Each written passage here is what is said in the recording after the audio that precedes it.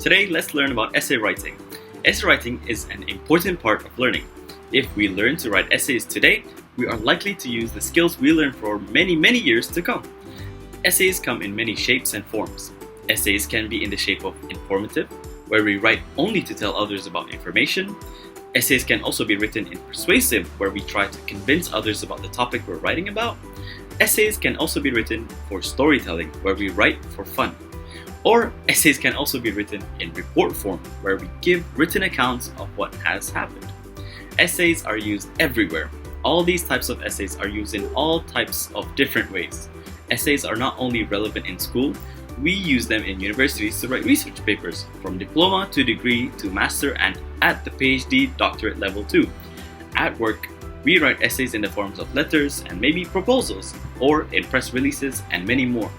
That's all to say that learning how to write essays is really useful. What essays truly are is our thoughts written down.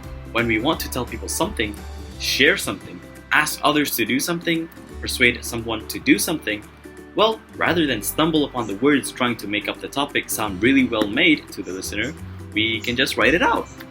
All essays in one way or another still have the same basic format at their core. Essays may seem hard and complex. Look at these examples.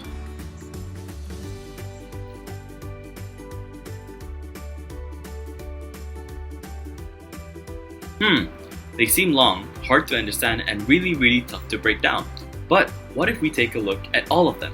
They actually follow simple rules that we're going to look at today.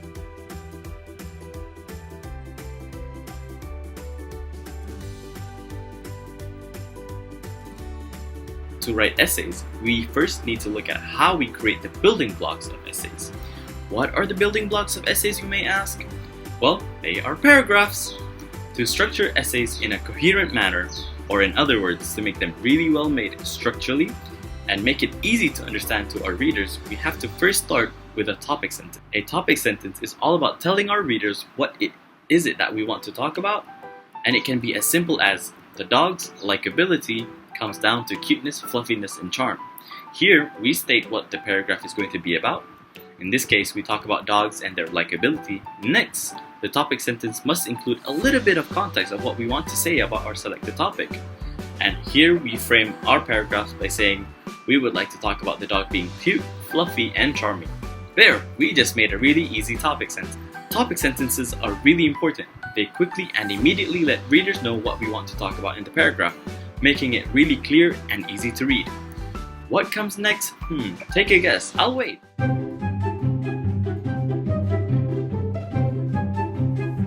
If you said information and content, you're right. Here, you explain what you mean in the topic sentence. All you have to do is think. What do I want to say and how should I say it? Let's look back at our example. Since we want to talk about how so many people like dogs, and we said that it was because of the dog's cuteness, fluffability, and charm, well, we just have to explain what we mean by each one. Maybe you could write that dogs are cute because they are small and human likes things that are small. Or we could write, humans also like dogs because they are so fluffy and therefore they're so cuddly. Lastly, we could end it with, lastly, dogs are so kind, gentle, and fun to play around with, making them so charming. There, we have successfully written our first paragraph. Oh wait, what's that? We forgot something. Oh, that's right, we forgot our conclusion. Thanks for helping us, buddy. Now we must write the concluding sentence. Here, we simply write back what we wrote, but we must summarize it. Maybe it could be, overall, dogs are small, cuddly, and fun, and that is why we like dogs so much. Now we're done with our first paragraph, right doggy?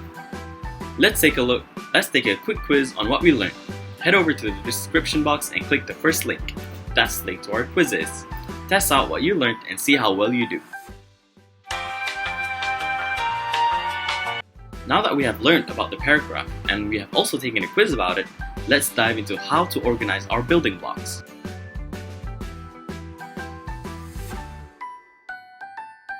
In writing essays, there are three basic parts: the introduction, the body paragraphs, and the conclusion. The introduction is all about how we can just show our readers what we want to talk about. It is going from general towards the specific topic that we want to talk about in the essay. We start with broad opening sentences and can include some We start with broad opening sentences and can also include summaries, thesis statements, and background information. Basically, anything needed before someone reads the essay. The body is where all your content is going to be. Remember how we built all the building blocks, aka paragraphs? Well, this is where you put them. Make sure to include all things you need to get your point across here. In the body, you answer questions of your essay and show your knowledge. Try to use relevant examples too, they help. Body paragraphs can be made into several parts depending on how many ideas you'd like to talk about. Finally, we have reached the conclusion. Here, make sure you make your ideas big. So you know how we've been talking about the specifics of your topic? Well, now you take a step back and relate it to the big picture. Then just simply summarize, restate your answer to the topic at hand, and you are good to go. So, have you learned something? Let's take a quiz to find out.